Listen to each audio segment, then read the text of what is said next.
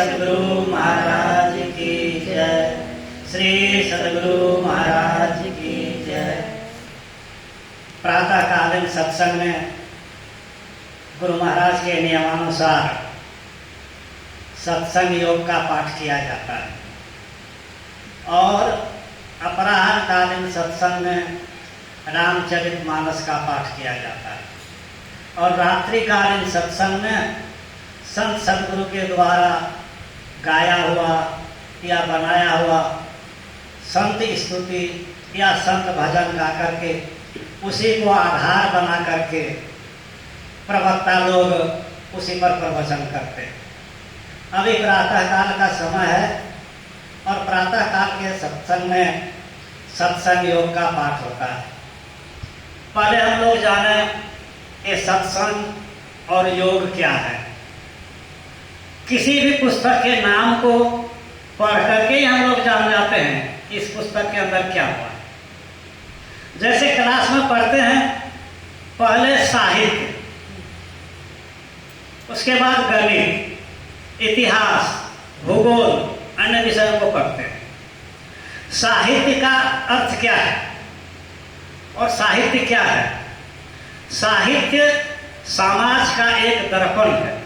दर्पण माना आईना, शीशा। साहित्य क्या है? समाज का एक दर्पण है, शीशा है।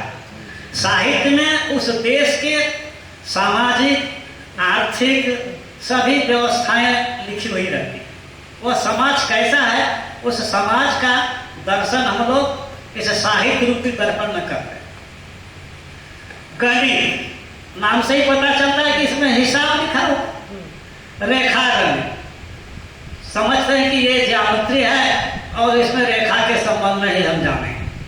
भूगोल, भू माने भूमि, गोल माने गोलाई, यह पृथ्वी गोल है जिसके विषय में हम लोग पढ़ते हैं। इतिहास, इति माने बीती, हास माने कहानी, बीती हुई कहानियों को हम लोग इतिहास में पढ़ते हैं। ठीक उसी प्रकार जो पुस्तक लिखी जाती है उसके नाम से ही पता चलता है कि इस पुस्तक के अंदर में क्या है। तो अभी हम लोग सत्संग योग का पाठ सुने। इसमें क्या है? गुरु महाराज नाम ही ऐसा लिख दिए, सत्संग और योग। इसके बिना संसार के जीवों का उद्धार नहीं होगा। सत्संग करना होगा, योग करना होगा, तभी हम लोगों का उद्धार होगा। तो सत्संग योग में पहला मंत्र है आयुर्वेद के 11वें अध्याय का पहला मंत्र और आयुर्वेद के 11वें अध्याय का तीसरा मंत्र। दूसरा मंत्र को वहां छोड़ दी। पहला मंत्र क्या है?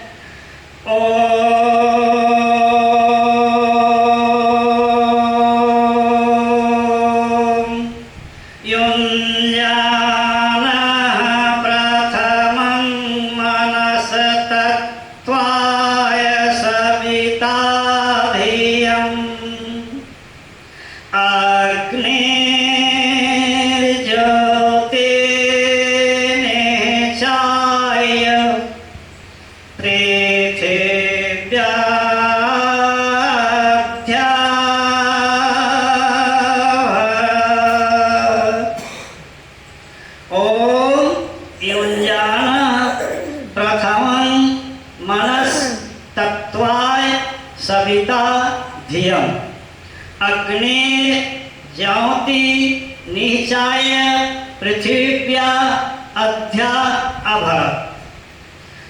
इसमें 13 वाक्य हैं। इस मंत्र में 13 वाक्य हैं। एक एक वाक्य का यदि 10-10 मिनट व्याख्या करेंगे, एक वाक्य पर 10 मिनट, आधा घंटा भी बोल सकते हैं, लेकिन एक वाक्य पर 10-10 मिनट व्याख्या करेंगे तो बहुत समय लगेगा। थोड़ा सा हम संकेत में एक एक शब्द का बताते हैं। ओम, ये ओम क्या है? वेद में वैदिक मंत्र में किसी भी मंत्र को उच्चारण करने के पहले ओम उच्चारण किया जाता है। ओम को 2 तरह से लिखते हैं। दीर्घऊ लेकर के चांद लेकर बिंदु देते हैं। क्या? ओम दीर्घऊ चांद बिंदु ओम। और इसको विच्छेद भी किया है। अ उ म हलम ओम। अभी हम लोग स्तुति गिनती में कितना सुंदर से कहे भजो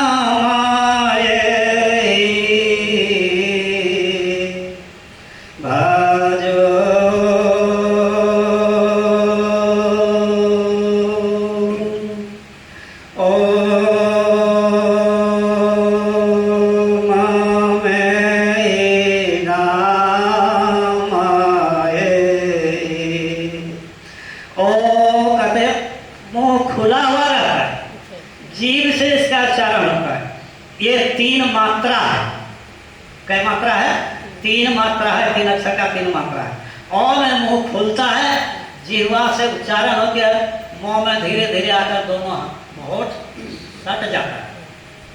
यही है ओम उच्चारण करने का नियम। लेकिन पहले लिखा उ और चांद बिंदु। वैदिक लोग ओम का ही ध्यान करते हैं। हम लोग कहते हैं बिंदु ध्यान, बिंदु नाद विधि, सरल सरल जग में प्रचार। वही पहले ओम जो समुच्चा है, दोनों आंख बंद करके ओम में दोनों दृष्टि को टिकाना है। और धीरे धीरे जब ओम पर दृष्टि टिक जाए तो दुर्गव को छोड़ दीजिए, चांद और बिंदु पर ध्यान कीजिए। फिर जब ध्यान अटक जाए तब चांद को भी छोड़ दीजिए, उस बिंदु पर जो एक बिंदु लगी हुई है उस बिंदु पर ध्यान कीजिए। हम लोगों को भी बिंदु ध्यान करने के लिए बताया जाता है, बिंदु में ध्यान कीजिए। लेकिन वो बिंदु है क्या? एक पेन लीजिए और दीवार पर या कहीं चिन्ह लगा दीजिए, छोटी सी चिन्ह, वही बिंदु है। बिंदु का परिभाषा क्या है? जिसमें लंबाई चौड़ाई मोटाई नहीं हो, मगर कुछ स्थान तो छेक रहा है, स्थान तो ले रहा है, वही बिंदु है। लेकिन ध्यान में वो स्थान भी नहीं रहता। जिस बिंदु को हम आंख से देखते हैं, ध्यान के समय वह बिंदु भी नहीं रहता, वो समाप्त हो जाएगा। क्योंकि दोनों दृष्टि की धार जब सटेगी तो छट छट छट छट बिजली छटका स्याही सन्मुख दिखाता है। तो उस जिस समय दृष्टि एक जगह टिकेगी, टिकेगी तो नहीं, पहले जैसे बिजली कड़क करके आते हैं, छट के समाप्त हो जाता है, वैसे बिजली की तरह आएगी जाएगी आएगी जाएगी। लेकिन वहां दृष्टि को एकाग्र करके उसको पकड़ना है, भागने नहीं देना है उसको। और भाग जाए तो फिर दृष्टि को वहां लगाइए, बार बार भागेगा, बार बार, इसी का नाम है प्रत्याहार। बार जब जब मन भाग जाएगा वहां से फिर लाइए पकड़ करके, फिर उसको बार बार वहां पहुंचाइए। यही है बिंदु ध्यान। तो अभी हम लोग ओम के विषय में, अ उ म 3 अक्षर। अ का अर्थ है विराट, अग्नि, विश्वादि। विराट, अग्नि, विश्वादि 3 बातें। विराट और विशाल एक ही तरह का शब्द है। लगेगा कि विराट और विशाल माना बड़ा, विराट माना बड़ा है, विशाल माना भी बड़ा नहीं, दोनों में अंतर है। हिमालय पर्वत को कहते हैं विशाल पर्वत, लेकिन पर्वत को लोगों ने, आज के लोगों ने नाप लिया कि नहीं, कितनी ऊंचाई है हिमालय पहाड़ की? 29,000 वर्ग फीट। गर्मी के दिन में 29,000 वर्ग फीट क्योंकि पगल के गिरता है, और जाड़े के दिन में 30,000 वर्ग फीट ऊंचाई नाप लिया।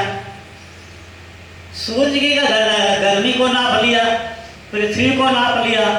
अभी विज्ञान इतना बढ़ा हुआ है, समुद्र के तल को नाप लिया। जहां भगवान रामचंद्र जी सेतु बनाए थे, पुल बनाए थे, इंडिया के वैज्ञानिकों ने नहीं खोज करके निकाल सका, तो अमेरिका से वैज्ञानिक बुलाया गया। अभी 62 मील भीतर में वो पुल है। पृथ्वी से 62 मील भीतर में वह पुल है। वैज्ञानिकों ने पता किया वह पुल अभी भी है, इसको बस तोड़ दिया गया है, तोड़ दिया गया था, लेकिन वो है, बना था, नहीं बना था सो बात नहीं, झूठ बात नहीं। तो इस तरह से विज्ञान तो सब कुछ नाप लिया। तो विराट का अर्थ है जो अटे नहीं, विराट माने जो अटे नहीं। ये संसार जो जितना बड़ा संसार है, इस संसार का निर्माण किसने किया? परमात्मा ने। तो परमात्मा ने किया इस संसार का निर्माण। तो कहते हैं कि जो गर्भ में अट जाए वह परमात्मा नहीं है। गर्भ में जो अट जाए वह परमात्मा नहीं है। और ये संसार परमात्मा का एक गर्भ है। हम लोग अपने माँ के गर्भ में थे, माँ के गर्भ से आए, क्या उसी माँ के गर्भ में हम अटेंगे? क्या हुआ? उस गर्भ से हम बहुत बड़े हो गए, इसलिए उसमें नहीं अटेंगे। ये संसार जो है, यह संसार परमात्मा का गर्भ है। और उस गर्भ के अंदर ये चंद्र, सूर्य, आकाश सब चीज उसी के अंदर है, इसलिए उसको कहते हैं अजन्मा। अटेगा ही नहीं गर्भ में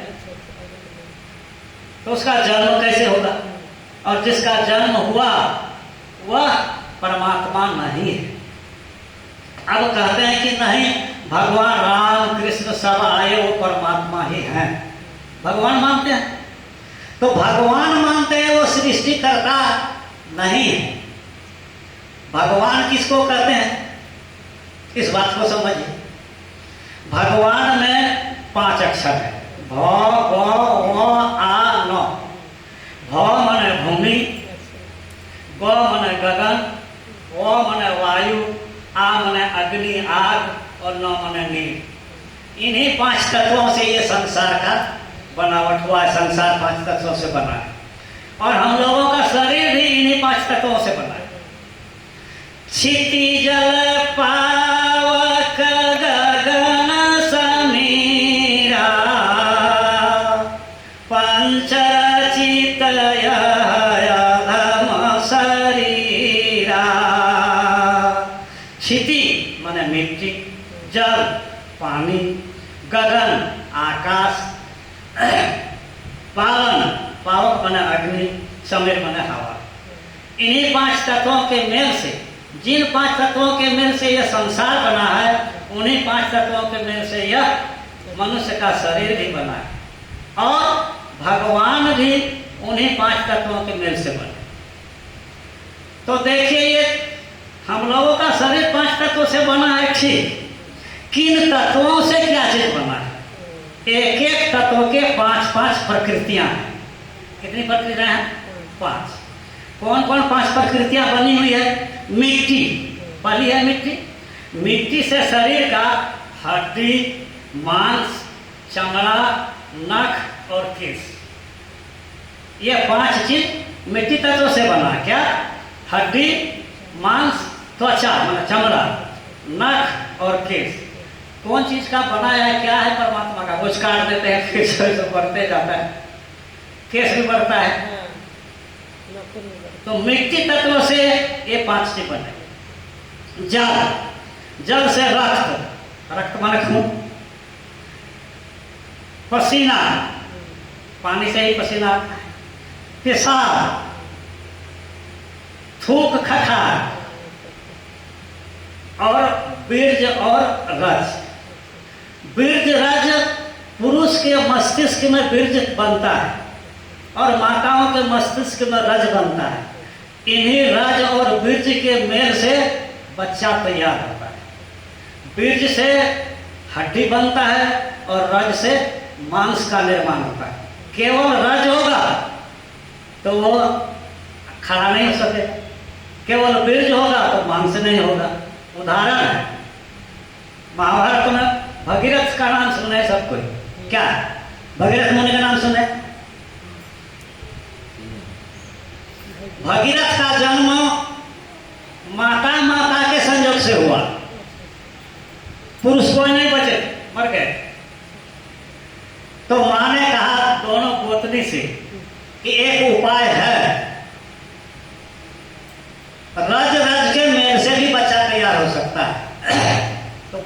लिखा है भोगे भोगे भागीरथी, स्त्री और स्त्री के मेल से।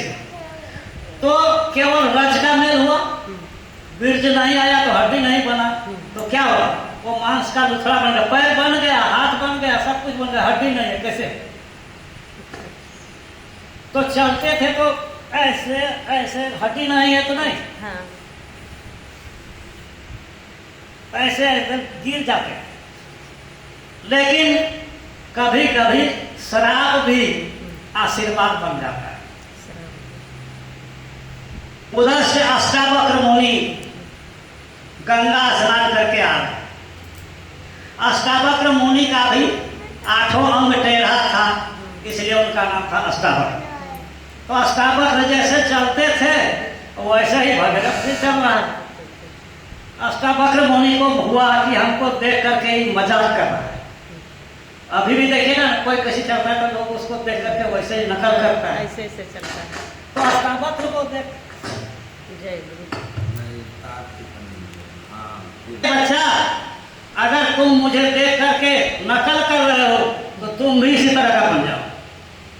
श्राप दिया, मुझे देखकर नकल कर रहे हो तो तुम्हारा शरीर इस तरह का हो जाएगा, और परमात्मा ने अगर तुमको ऐसा बनाया है तो तुम्हारा शरीर चंगा हो जाएगा, ठीक हो जाओ। तो भगीरथ मुनि को आशीर्वाद हो गया, शरीर चंगा हो गया, जिन्होंने कितना 1000 वर्ष तपस्या करके इस पृथ्वी पर गंगा को लाया। तो इस तरह से ये जो विराट शब्द अभी हम बोल रहे थे, जिसका जो कोई अटे नहीं, ये संसार परमात्मा का गर्भ है, उस गर्भ में परमात्मा नहीं अटेंगे, इसलिए उनका नाम अजन्मा है, अमर है, अलग है, अपार है, नित्य है, निरंजन है, निराकार है, सत्य है, सनातन है, सर्वेश है। नाम ही ऐसा है जो उनका जन्म नहीं हो सकता। लेकिन भगवान इस संसार में आते हैं और जाते हैं। तो भगवान का क्या कहते हैं? अवतार लेते हैं। तो अवतार लेते हैं, प्रत्येक युग में अवतार हुए। सत्य युग में विष्णु और लक्ष्मी, त्रेता युग में राम सीता, द्वापर युग में कृष्ण राधा, कलि युग में चैतन्य महाप्रभु और विष्णु प्रिया। गौरांग महाप्रभु नाम सुने हैं? चैतन्य महाप्रभु, उनकी पत्नी का नाम है विष्णु प्रिया। तो इस कलि युग में गौरांग महाप्रभु आए और विष्णु प्रिया आए। गौरांग महाप्रभु आके क्या किए? हरि बोल हरि बोल हरि बोल हरि बोल हरि बोल, पूरे घूम घूम करके हरि बोल नाम प्रचार किए, और वही हरि नाम हम लोग गाते हैं। सब लोग हरि बोल बोलते हैं ना। बंगाली लोग वहां से बड़ी बड़ी गायिका राधा रानी आई थी, संध्या रानी, सबको हम जाते हैं, हमारे साथ कीर्तन करते थे, सबसे भेंट हुई। संध्या रानी को अपने गांव में आए, हरि बोल करते करते सबको रुला देंगे, इतनी रोएगी सब रो जाएगी।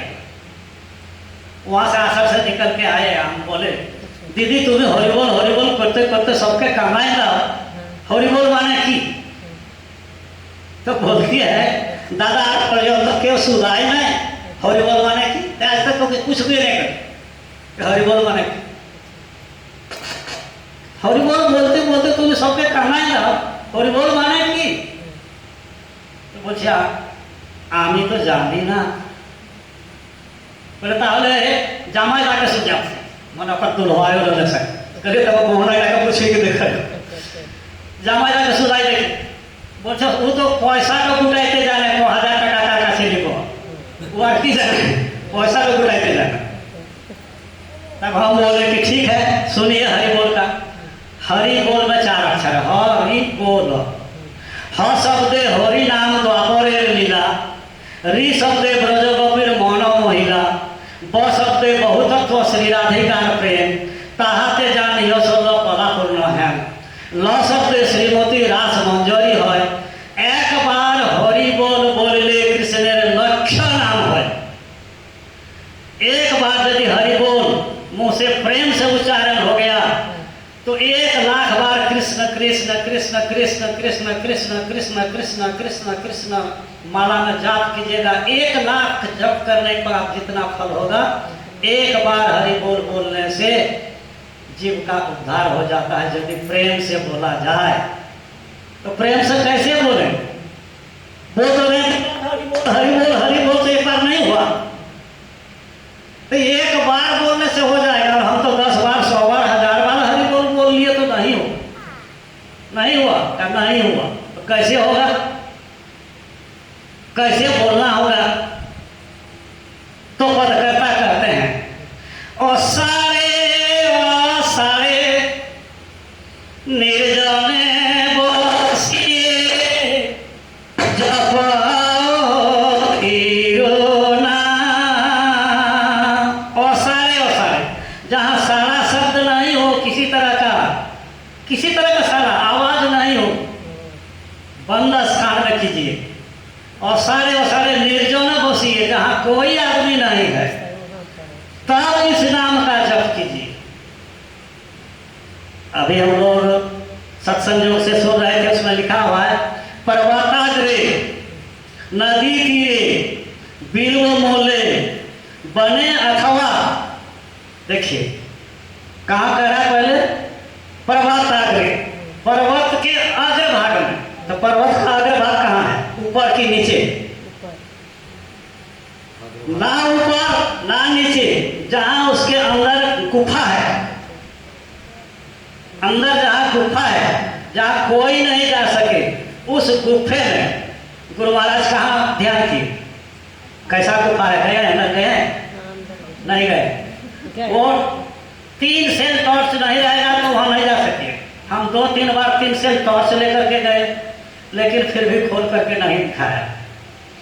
एक बार कहा 3 सेल टॉर्च लेकर के आइए, 3 सेल टॉर्च लेकर के गए।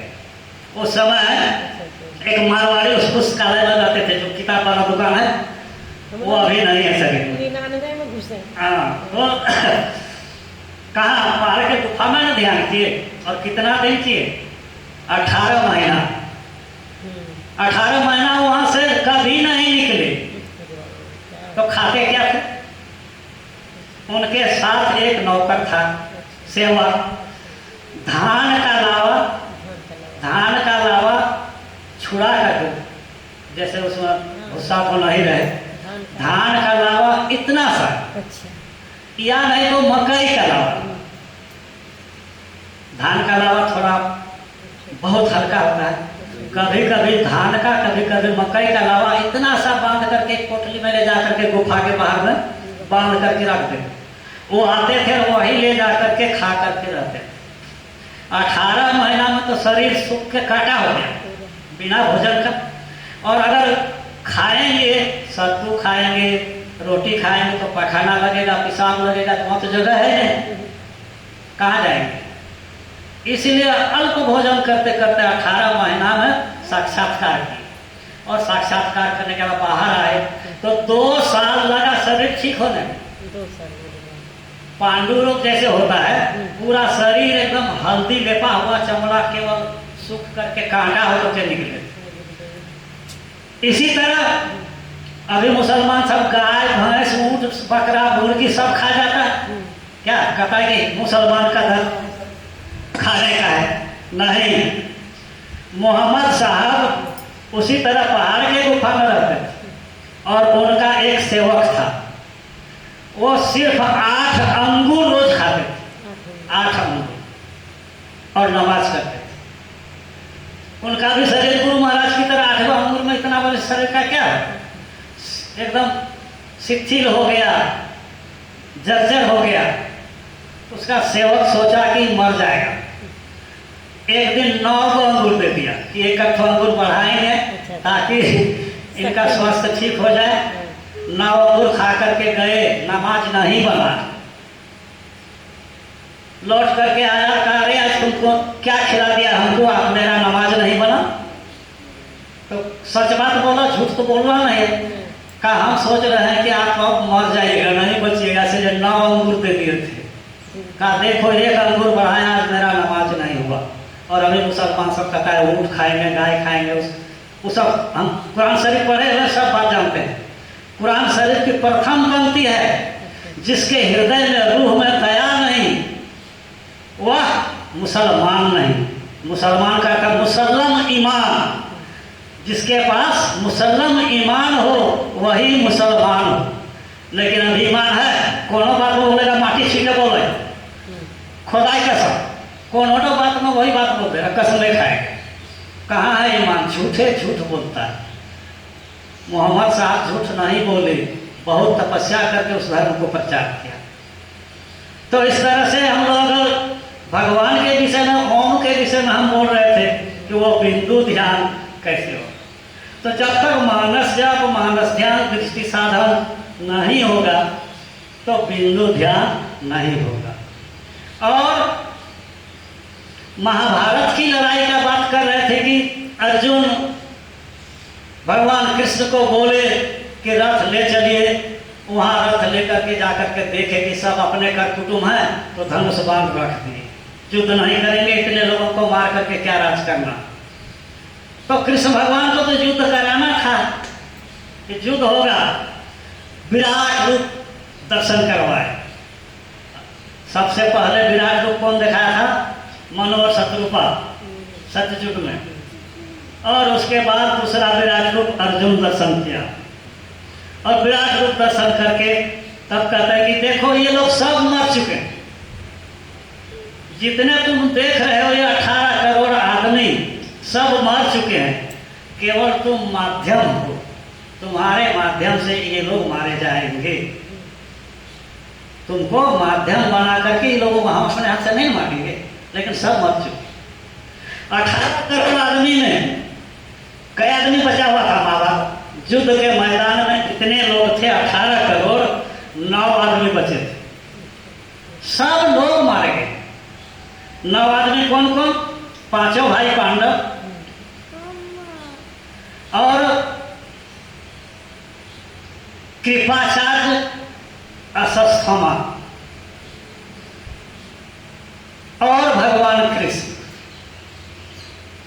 यही 9 आदमी वहां बचे हुए थे। 5 भाई पांडव, कृपाचार्य, कृतवर्म 7, अश्वत्थामा 8 और कृष्ण 9। उस मैदान में जितने थे केवल 9 आदमी बचे, सब लोग मारे गए। तो उसी समय जब कृष्ण को योग का ज्ञान दे रहे थे, वेद का ज्ञान दे रहे थे कृष्ण अर्जुन को, कहते हैं हे पार्थ तुम युद्ध भी करो और वेद का ज्ञान भी सुनो, योग का ज्ञान भी सुनो। कुंती नंदन पार्थ भगवान कृष्ण से कहते हैं हे प्रभु, हे मधुसूदन, ये वेद ज्ञान आप जो मुझे अभी दे रहे हैं पहले था कि नहीं था? कि आज मुझे ये वेद ज्ञान दे रहे हैं? देवकी नंदन कृष्ण कहते हैं हे पार्थ, हे भारत, हे अर्जुन, यह वेद ज्ञान सबसे पहले मैंने सूर्य भगवान को दिया। क्या कर रहे हैं? यह वेद ज्ञान सबसे पहले मैंने सूर्य भगवान को दिया, और सूर्य भगवान ये वेद ज्ञान ब्रह्मा को दिए, और ब्रह्मा ये वेद ज्ञान सृष्टि काल में 4 ऋषि को समाधि में दिए। पढ़ाए नहीं, लिखाए नहीं, समाधि में ध्यान में बैठे हुए हैं। अग्नि ऋषि को ऋग्वेद का ज्ञान समाधि में प्राप्त हुआ, वायु ऋषि को आयुर्वेद का ज्ञान समाधि में प्राप्त हुआ, अंगिरा ऋषि को सामवेद का ज्ञान समाधि में प्राप्त हुआ, और आदित्य ऋषि को अथर्ववेद का ज्ञान समाधि में प्राप्त हुआ। जिस तरह ये चारों ज्ञान ब्रह्मा के द्वारा समाधि में दिया गया, ठीक इसी तरह कुरान शरीफ को भी लोग कहते हैं अजगैबी बानी है। मुसलमान क्या कहते हैं? अजगैबी बानी है, जिसको हम लोग आकाशवाणी बोलते हैं। अजगैबी बानी को ही कुरान शरीफ बोला जाता है। और हम लोगों के वेद को ये समाधि में प्राप्त किए 4 ऋषि। ये 4 ऋषि को एक एक वेद का ज्ञान दिया। अब ब्रह्मा क्या करते हैं? अपने पुत्र वशिष्ठ को चारों वेद का ज्ञान समाधि में किया। और वशिष्ठ ऋषि अपने पुत्र जैमिनी को चारों वेद का ज्ञान दिए। जैमिनी ऋषि अपने पुत्र शक्ति को चारों वेद का ज्ञान दिए। शक्ति अपने पुत्र पराशर को चारों वेद का ज्ञान दिए। इतने दिनों तक ये चारों वेद केवल श्रुति रूप में हुआ। श्रुति माने सुन करके याद करते थे। उस समय ये कागज कलम का आविष्कार नहीं हुआ था। और उन लोगों की आयु भी बहुत लंबी थी। आज के तरह ये 50-60 वर्ष में 100 वर्ष में मर जाते थोड़े। अभी के लोगों का आयु माना गया है कि 120 वर्ष। हाथी और मनुष्य 120 वर्ष आयु है। उस समय के लोग 10,000, 20,000, 80,000 वर्ष तपस्या की। भगवान शंकर 80,000 वर्ष समाधि में थे। और हिरण्यकश्यप की पत्नी मंदार पर्वत में आकर के 2000 वर्ष तपस्या की थी, ध्यान की थी। तब उसके गर्भ से प्रहलाद का जन्म हुआ।